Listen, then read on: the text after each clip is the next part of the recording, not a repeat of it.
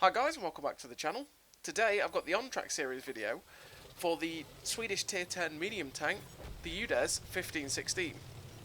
Now if you haven't seen the on-track series before, I do recommend you go check out the playlist for the on-track series.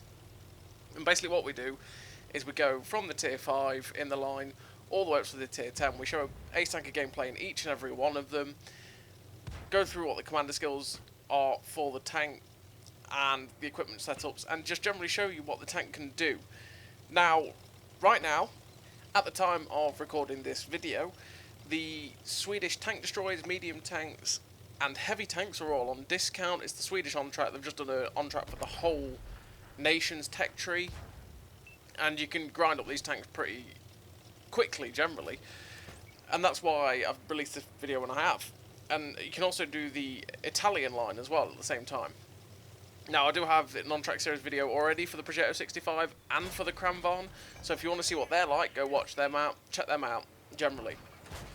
So, we're at the Tier 5, and we've got Prokhorovka, which is perfect for this tank, because there's one thing this tank has, and that is 15 degrees of gun depression, which is just absolutely fantastic.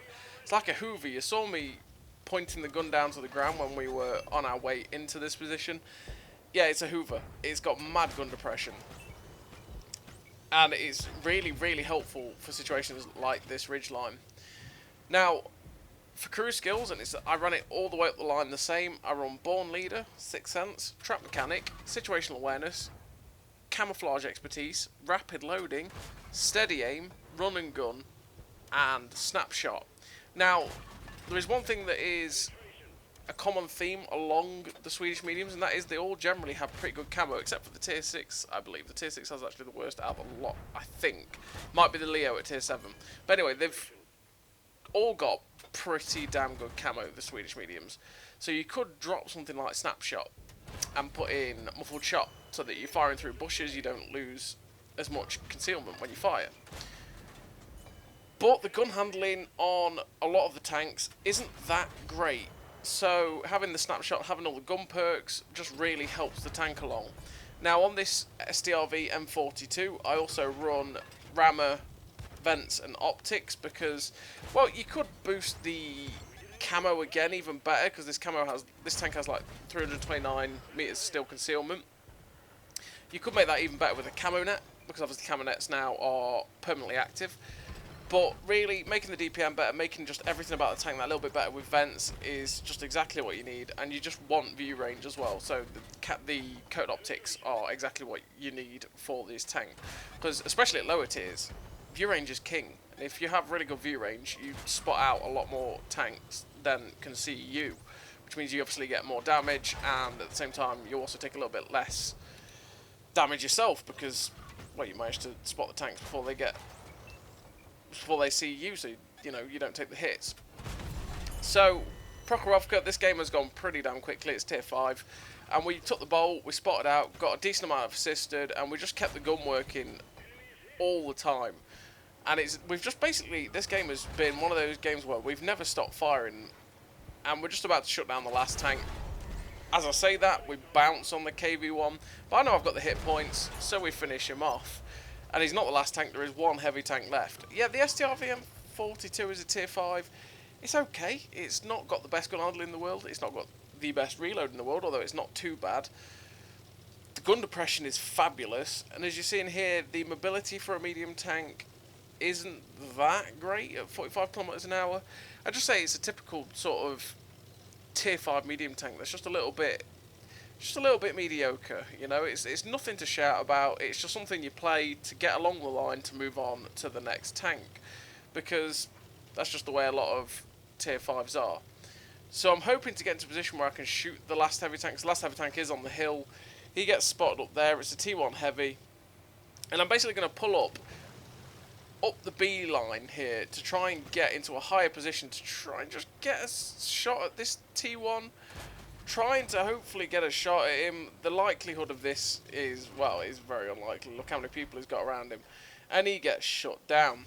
But we finished that game with a nice total for the Tier 5, and a nice total really for a Tier 5 generally. And we finished with 3 kills, 2.2k damage, 1200 assistance, ace tanker, the high caliber, and 1851 base XP. And it's like 3.5k combined for a tier 5. That's not bad. So for a tier 5, it's not too bad, and you do not really struggle that much with it. It's a nice way to progress on further up the line. So now you're on to the tier 6 in the Strv 74.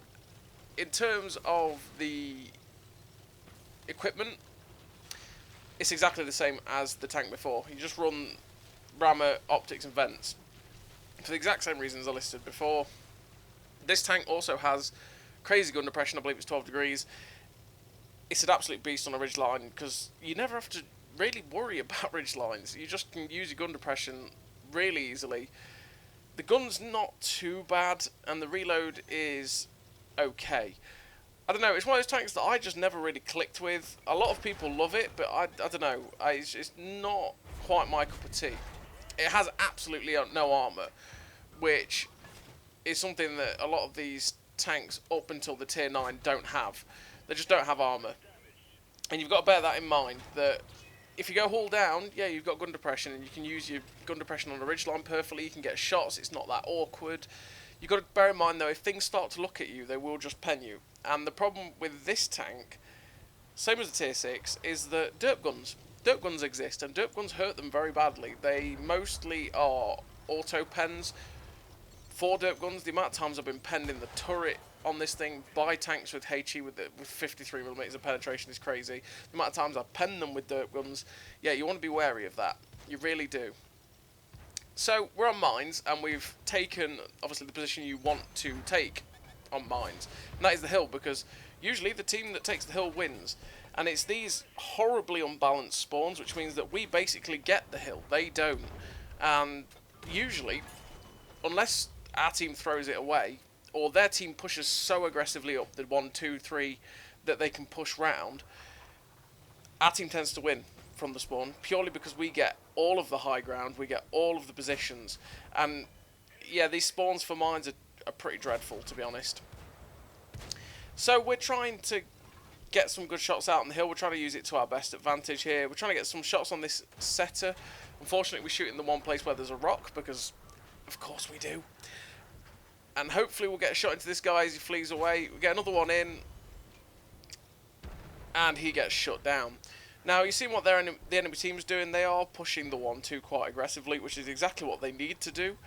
There's a medium tank coming up onto the hill. It's an Ariete, and yeah, that's dangerous, right? Because obviously he's got a 3-shell auto reloader. But the thing is, he has to not blow all 3 shells, because now he's got a terrible reload, and he gets shut down. That, people, is how not to play your auto reloaders. He came storming in, fired all 3 shells on the move, didn't aim, and hit the rock in front of me 3 times, and went out. Just like that. So now I'm coming off the hill, because I actually want to get shots at these guys that are on the 1-2, because they have stalled, which, yeah, they've stalled. It's not a good thing to do, and that means that if I can use a position like this, I can get some good shots at them. And I've also got these little divots here that if they do get stuck at C12, it just means that I can get...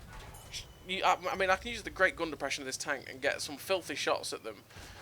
And there's not a lot that they can do. So we get a nice shot into the mill. We shut down the Falcons. That's one tier 8 down. That's one thing I did forget to mention, is it's horrendously bottom tier in this game. We try and get a shot into this Emil 1 again, but he swivels round. We're going to see if we can get a shot at this Hurlenhund, but he's managed to back himself into behind the rock, which means we can't quite get a shot at him. It's just waiting for him to hopefully make a mistake and give us his ass. It's like, please give up that ass, Hurlenhund, please, I want the kill. But he doesn't seem to be doing it, so it's like there's no point waiting around. And in fact, he actually runs off the hill at the exact moment I turn around and run away, eh? It's just the way it goes. So now we've got this Atomic at our mercy. We're just going to start pummeling shots into his back end now. We get him down to a 1-shot. Are we going to be able to finish him off? He's put himself in an awkward position, and of course we take the 1-shot where we hit the rock. But we finish him off. Now there's the M48 round Panzer in front of us. We're shooting down at him. Again, he hasn't got a clue we're here. We've got 3 shots into him, which is glorious. Put him down to a 1-shot. Are we going to get the kill here for the 4th kill on a tier 8 tank? Just as we fire, we don't quite get the kill, but there's a late MTV there, and we managed to just snap the shot in and finish him off.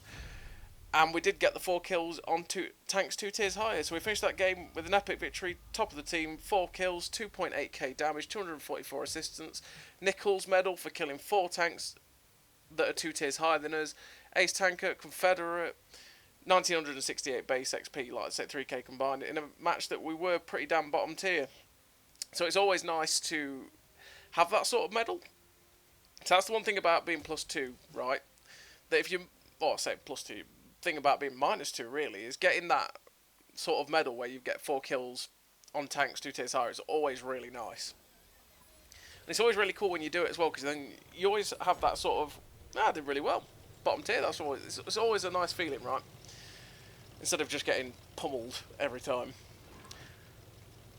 So we're on to the tier 7, and we're on to the Leo. Again, this tank is the same because it doesn't get vert stabs, rammer, vents, and optics. Now, there is a choice of 2 guns on the Leo, and I run the latter because I am a alpha whore. There's no way about it. I am an alpha whore. I love the alpha damage, and that is this 100mm, which has 300 damage. Is it the better of the 2 guns? I don't really know. That's just filthy, by the way. That was a filthy RBRT. I don't really know if it's the best of the 2 guns. I'd say it's probably slightly weaker than the other gun, which is a 75cm. It's fairly similar to the Comet's gun. Has a great rate of fire. I just prefer the alpha because when you are bottom tier, that alpha stings, and it means you can harm the tanks. But it just makes tanks think that are 2 tiers higher. But in this match, we are top tier, which is nice, which is, you know, even better really for higher alpha because you slap a tank like KV-1S, you've taken half the health. But the problem obviously with that is having this slow reload and bad accuracy, which it does, and slower aim time as well. It just means that there's a lot of tanks at tier 5 and 6 that have way better DPM than you and just come absolutely muller you. And it's not good. But I'd say the choice of gun really comes down to your playstyle. Like I said, I prefer the higher alpha, so the 300 alpha of this 10cm gun is absolutely joyful, and I really enjoy it. I always really enjoyed the Leo myself. I don't think it's the best tier 7 in the world, but it's usable. Yeah, like I say, it's always your choice on the gun, whether you prefer the alpha or the higher rate of fire and play it a bit more like a Comet, but with 10 degrees of gun depression instead of 12. So we're on vineyards, and I've pushed aggressively into this A6 area, which generally hasn't been going that well recently.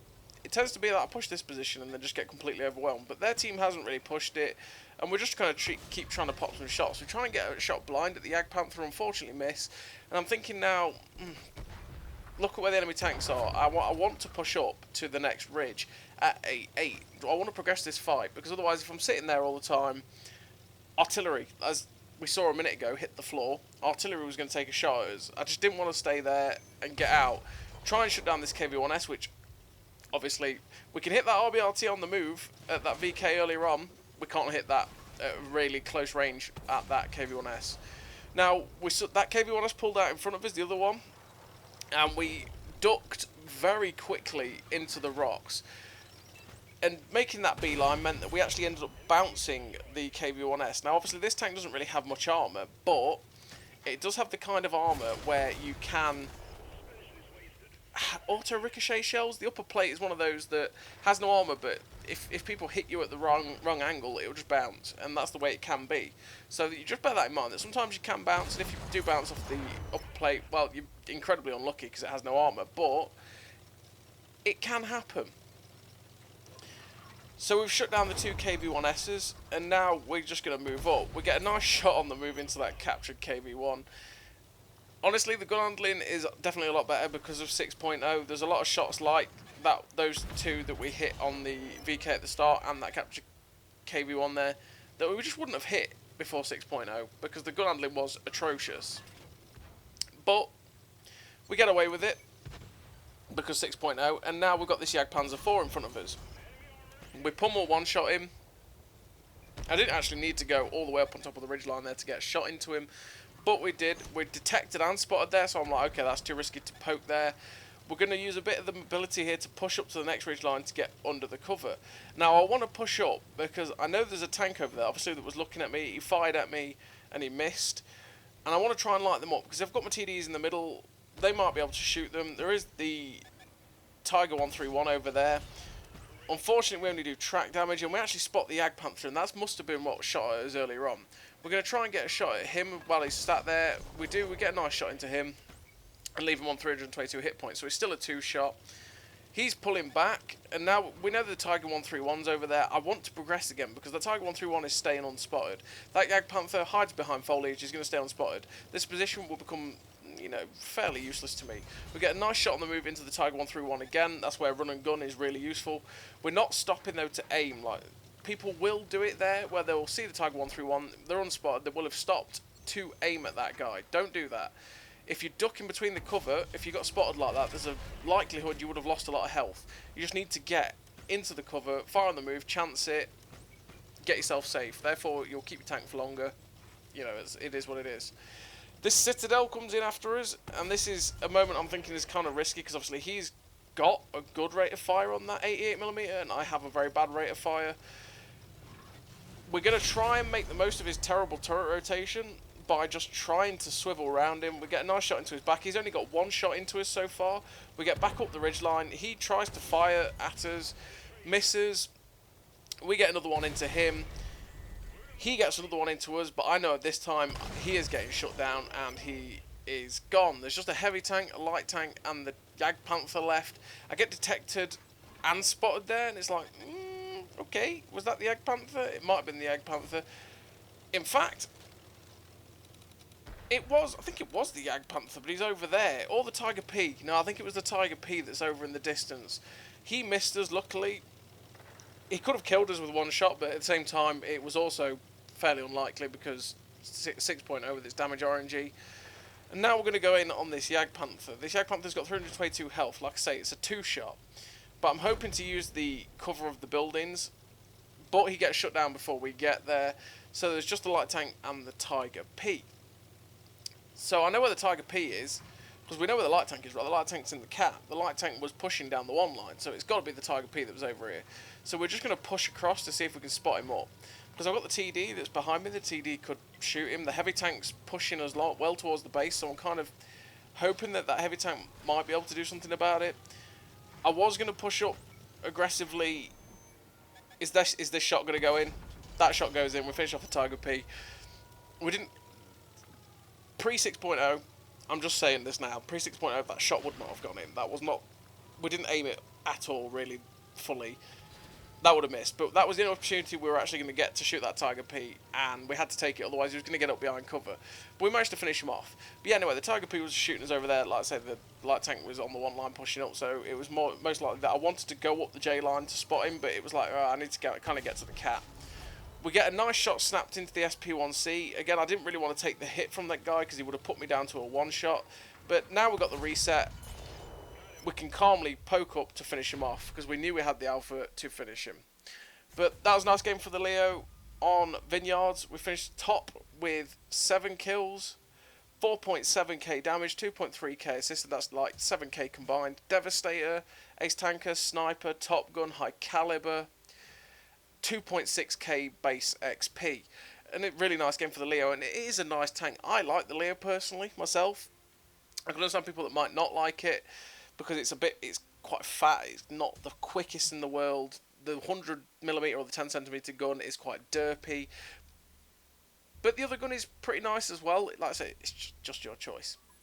Now, what's this like for map rotation? We're on to the tier 8 now. We're on to the Udes 14 Alt 5. Now, this is where things get a little bit interesting with the Swedish mediums, because this has its own mechanic, and that is the hydro-pneumatic suspension, the siege mode. And it automatically activates when you go below a certain speed. I believe it's 15 kilometers an hour for this tank, might be 20. And that just means you get down to like 12, 13 or 14 degrees of gun depression. Your gun depression becomes fantastic. But there is one thing about this tank, and that is it has absolutely zero armor. Absolutely none. There's no turret armor, there's no hull armor, it's just tragic, the armor. So you don't want to be relying on that. It does have a nice gun though. It was really derpy in pre 6.0, and it could be annoying.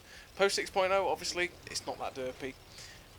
360 alpha is really nice on a tier 8 medium. It's really useful, you really do sting. The APCR velocity on the standard round is 1360, you get like 217 pen, and on this premium round you get 242 or 45, one of the two, premium pen, and APCR velocity of 1500. That is mentally quick. So we've loaded the premium right here. Bought this IS7 because the 200, I mean right now looking at his butt, yeah, 217 pen is going to pen that, but if he was charging at me with this front, I was never going to pen it. So we got the premium in. You see this position as well that we've taken on the K line, it's just so profitable. We're at 4k assisted now. We've only got 870 damage that we got on that IS7, but we've got a lot of assisted on these guys, because we've got all the people that are camping at J89, and they're giving us great assistance and good fire, and that's why this position is just so good for this spawn. And really it's pretty unbalanced, if I'm totally honest, because their spawn doesn't get anything close to this. So this tank is where you could keep snapshot on the crew. Like I say, the crew is still born leader, sixth sense, trap mechanic, situational awareness, camouflage expertise, rapid loading, steady aim, run and gun, and snapshot. This is where you could drop snapshot and go with the muffled shot, sorry, because the camo on this tank is fabulous, as we get a very nice shot into the cupola of that chieftain there. Yeah, the camo on this tank is really good. This is a really great camo tank.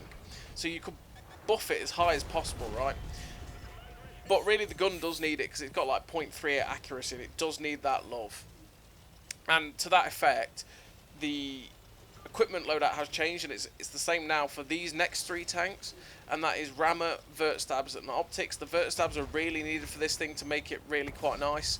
We get a nice shot there, snapped into the E5. Right now we've got to be a bit careful, because this chieftain, or T95 Valor, is staring at us, or he was, and we don't want to mess around with that. It's got 440 alpha, it's going to butter us up really easily, but if he's looking away, we can just pop 360 alpha shells into him. Now he's gone, we get free reign to pop round the corner and get some shots into these guys. We get a nice shot into the T95 E6.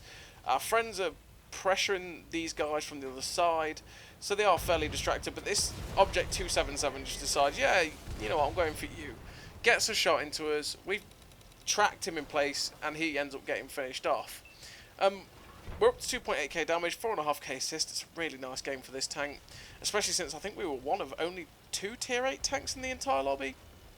So it's been a really nice game. But that's this position as well that we took at K5, really. It's just ridiculously good position to take from our spawn. So there's only 3 tanks left as well. There's 2 mediums that are in a platoon and a heavy tank. The platoon is definitely up at A0. And I'm thinking maybe the heavy tank's in the spawn. We're boosting our view range with food as much as possible to hopefully spot him if he's in any sort of concealment. And we're just going to push aggressively. We've got 621 health, so I'm kind of confident in pushing quite aggressively, because I don't think there's anything with real alpha that's going to hurt us. The 5100 gets shut down, and there's the Object 279E. Now I'm going to try and push across some. I'm looking at this guy, and I'm thinking the likelihood of me getting damage on him is quite healthy, but he's got artillery, look at him. He's got a heavy tank in front of him. He's got the rest of my team also charging towards him. There's also a medium tank on their team still somewhere. But I'm looking at it going, he might lose health. I'm just like, please don't lose health. But yeah, I mean, I always loved this tank. There is one thing with the pneumatic suspension that will annoy people, and that is a gun bobble. It does bobble a little bit, not as bad as when they first came out, granted. When they first came out, the bobble on this gun and on these guns was absolutely atrocious. But nowadays, it's not as bad and it's not as pronounced. If you can get used to it and use it, the gun depression on these tanks and the guns are pretty nice. And honestly, I really enjoy this tank because it's got decent mobility, it's got great gun depression, it's got a hard-hitting gun. It's just a shame about the armour, really. That's the only weakness of the tank, truly. And the reload's not the greatest. But we finished that game top. We've got 2 kills, 3k damage, 4,700 assistance. The lever sliders for killing 2 tanks 2 tiers above. Ace tanker, sniper, 1934 base XP. And that was nearly 9k combined, 8k combined. Yeah, it was 8k combined nearly. And a really nice game for the tank. And like I said, the Udes 1405, I've always really enjoyed this tank. It's a pretty nice tank. Like I said, you just got to get over the pneumatic suspension and its bobbliness. And trust me, on these 3 tanks, it can get irritating at times because you can't quite snap shots sometimes because the tank just goes and bobble and you just miss your shell. It's pretty annoying sometimes, but that's just the way it is. So we're on to the tier 9, the Udes 16. And this tank now actually has armour. It's got auto ricochet angle on its upper plate. Its lower plate's garbage. But on its upper plate, you can ricochet shells. If someone is charging at you, charge at them. And just keep wiggling. Because if they miss your lower plate, they'll ricochet off the upper plate. And they'll also ricochet off the turret. Because the turret itself, as well, has very good armour. So if you are using your gun depression on a flat, the turret armour will bounce quite a lot, which is very nice. The gun has 390 alpha, so you've got that upgrade now instead of 360. You've got 230 odd pen, which is not the best, but it's not the worst at tier 9. And you have 260 odd on the premium. Now, one thing that is bad about this tank, and it's something else about the tier 10 as well, is the shell velocity on the rounds. The shell velocity on this tank is 1100 on the standard rounds and the same on the premium. The shell velocity is not great for APCR, and it does mean you have to really lead your targets at times. Now that in front of us is a Udes 16, that is stock, and you can see the difference in the turret. Now that turret technically has more armour, but it's less angled. So it's got 250 armour where the cupola is, but it's not angled that well, which means that if you have about 260 pen, you can actually pen the cupola really easily, whereas you can't quite do that on the fully upgraded Udes 16. So that is one thing. If you ever look at the turrets and you realise, oh, that tank's got, that stock turret's got more armour. Why is that? That's weird. Yeah, that's the reason. It's just not as well angled, and this is actually way better angled, and this is the turret you want. Now, we actually made a mistake. I say a mistake. We did make a mistake pushing for that Udes 16. We wanted to just get rid of him, and I thought, you know what, I'll take the hit. What's he going to do? He's going to pen me, leave me on like 700 hit points, 600 hit points, something like that. And yeah, I will have lost the shot, but I've got rid of him and made it less awkward. Now, the problem is something that does happen with this tank, and that is he set me on fire through the lower plate, and that burnt me down to 145 health, which, yeah, that's going to make this game awkward. We're trying to use the good gun depression here. You're seeing also the fact that this tank has great camo, and the fact that that guy couldn't quite spot us through that bush. But I'm trying, like I said, trying to use the gun depression here to get shots at this 430 version 2. Because he's the one that's making things awkward here. But you know what, he's focused on me. I'm just not going to bother. I've given up on that idea. And you know what, I'm going to try and get some shots at these guys. Now, we've got the back end of this 252U, which is the unskinned defender. Get a nice shot into him. We're just going to make it so that we swivel around a little bit in case he decides to look at us. Because if he decides to swivel around and look at us, he could end my day very quickly. And if I want to get away, obviously I'm swiveled round so that I could run away quicker. Now we shut down the 252U. And there's still this 430 version 2, and he's still focused on us. He was like, you know what, I'm not bothered about anybody else. I'm just gonna shoot you. So he's got this Carnarvon now to deal with, and I'm thinking maybe he's gonna focus on the Carnarvon that's sliding down the physics towards him. But no, he's still looking at us. We get lucky there that the shell bobbled, well, the gun bobbled down in time to get a shot into him. He missed us. And again, he's looking at us instead of the Carnarvon. So it's like, right, I'm going to wait, because he's going to fire at this, going to get bored and fire at this Carnarvon eventually. All the Carnarvon's going to shut him down. Type 61 comes along and finishes him off, and it's like, well, okay, that's fine. And we spot this Tiger P, who's still in base. I'm going for the tracking shot on the Tiger P. We get it in. And we're just going to wait again for our reload to go in before we pop along. You can see the pneumatic suspension as we pop up activating. It's quite weird. Sometimes you just see it go, and you see the gun track down. That's the pneumatic suspension for you. We managed to finish off that Tiger P. And now we're going to see if we can just get a shot down with our good gun depression on this Dreadnought. Now these rocks are making it a little bit awkward, but we're going to try and bobble to see if we can get a shot at him. Unfortunately not. I'm kind of getting lucky that the artillery isn't focusing on us, but it is what it is. And now we're going to change up our positioning again and go for shots at this heavy tank, because we should be able to get shots at him from over here. It is a KV-3. We get a nice shot into his back end, and I'm kind of hoping here that we were actually going to set him on fire, because the KV-3 is very combustible. It's the kerosene VAT-3, as Phoenix Shroud would put it. And the back end is the best place to shoot it, because it's got its fuel tanks and its engine back there. So if you shoot it in the back end, you can kill the engine, you can set it on fire. That's tip number one for you, shooting KV-3s. And KV-4s even. Russian tanks in general, shoot that back end, you'll set them on fire and break their engine. But we get to finish him off. The mutant that was around the corner gets shut down himself, and there's just artillery left in play.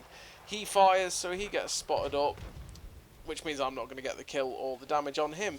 But a generally quite nice game for the Udes 16, which was an okay tank. Again, it's nothing to shout about, it's alright. And we're finished with 5 kills, 4.6k damage, 1,000 assist, a little bit of blocked because obviously we've got the turret armour now and a little bit of armour.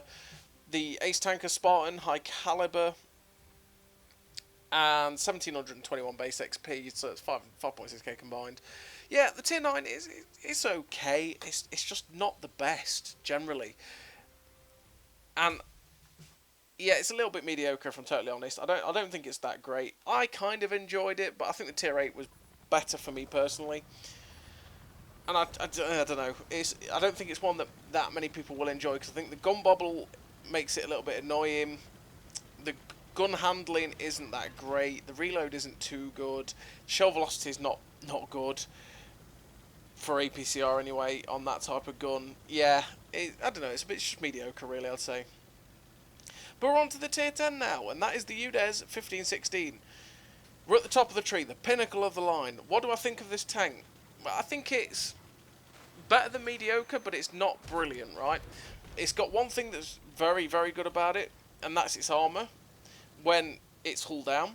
It's also got a very hard-hitting gun, 440 Alpha, which is nice. The reload isn't too great. The shell velocity is poor. Again, it's even slower than the Udes 16.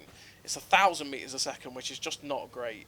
The camo on it is fabulous though, and the gun depression is really good. So right here on this ridgeline, you are going to see just how good that gun depression is as we are facing this VK7201K. Now this push that we've done on highway is incredibly aggressive. We pushed straight for under the bridge. We just went for it, and we managed to beat anyone there. There's not really many of their team have crossed, and we've managed to catch this VK7201K out.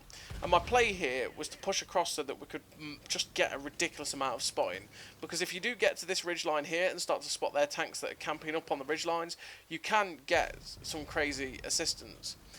Now there's slow shell velocity there, lets the gun down, lets our aim down there, which means we don't quite get the shot into the vanguard, which are always pesky things to shoot. But that one goes straight into him, damages him and tracks him, because we've got 120mm, or it's a 12cm gun. With 440 Alpha, we're always going to damage and track those things. We've just got the caliber and we've got the gun damage. But now that vanguard's gone from behind us, our friends will not be preoccupied. We get a nice shot snapped into the Leopard 1. Now pre 6.0, again, this gun handling on this tank was pretty derpy, and it did miss quite a few shots. But as you see in here, post 6.0, with the gun handling, crew skills and stuff like that, and vert stabs, this tank is pretty damn nice for its gun handling.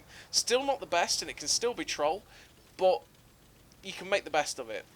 So right here we are spotting their tanks up on this ridgeline. That King Tiger tried to YOLO us and found out that our team is all behind us. We're up to 2.8k spotting and 2.9k damage, and we're only 2.5 minutes in, which is really nice so far. We get a nice shot into the lower plate, the E75. He gets shut down by the rest of my team, and I'm thinking, right, I need to spot the rest of their team up. I need to keep spotting them, so I want to poke up on this ridgeline and try and see if I can spot the TDs that were on the left and right. Now the gorilla is gone, but we do spot this Yag Tiger, but I think he's gone a little bit too far back for my team to shoot him. And I am risking it for a biscuit here to try and use the gun depression that this tank has to get shots at this Yag Tiger.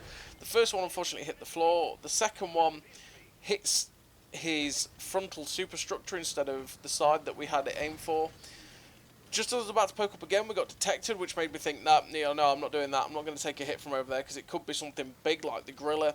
In fact, he's spotted over there. We're going to change up the angle a little bit, see if we can get some more shots. We try and poke another shot at the Progetto. Unfortunately, we miss. We're going to boost our view range up again with food to see if we can spot through any foliage. Try and, again, pushing our assistance. We're up to 4.4k at the minute, which is a stellar game so far for the Scout Udes. And we're just looking about to see what we can get shots at. Now, we end up getting shot there by what I assume was the Leopard 1, because he was spotted over in that direction earlier on, so I'm assuming it's him, which means he has shots at me. And I don't really have any shots at anybody or any spots. So I'm deciding, you know what, no, I can't use this position anymore. If that guy's got shots at me, the other guy's going to have shots at me. I don't have any shots generally from where I am. It's just this pointless staying there. So I'm going to reposition, and I'm deciding that I want to reposition to get underneath their guns at F8 and try and create a different line of fire. Because the rest of my team are currently at B56, and that's going to draw most of the enemy's fire that way, and I basically don't want to be in that vicinity, because that means they're all just looking my way. You create the crossfire, you can get better shots, you can not be focused as much. Now, we pop up here and we actually end up spotting the gorilla.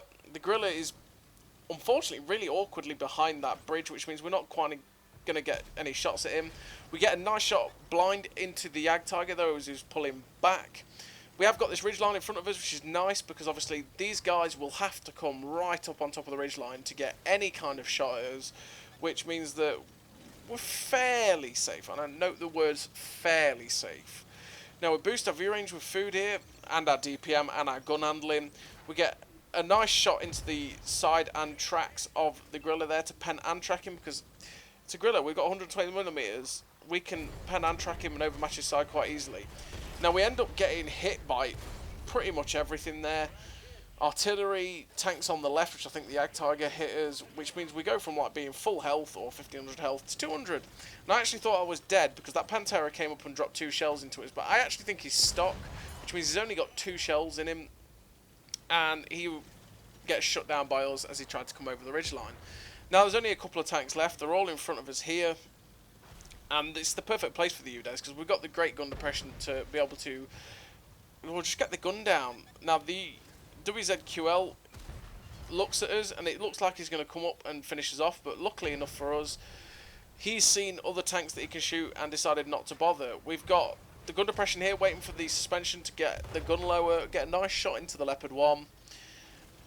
And I'm just thinking, do I shoot the QL and get more damage? But no, we'll shut down the Leopard 1, get rid of the gun, and now the QL gets absolutely smashed up by the rest of my team. And we'll finish that game with a great total for the Udes 15-16. 2 kills, 5.6k damage, 5.5k assistance, that's 11k combined. Patrol duty, ace tanker, high caliber, Confederate, and 1750 base XP, which is a great game for what is it's a pretty nice tank. I wouldn't say it's something that you want to be rushing out to get like the CX-63, but it's generally a nice tank. It's a decent line, and yeah, it's a tank that's not going to be like, oh, I can't be asked to play that tank, it's terrible. It's a nice tank. So as always, everybody, thank you very much for watching. I'll see you next time.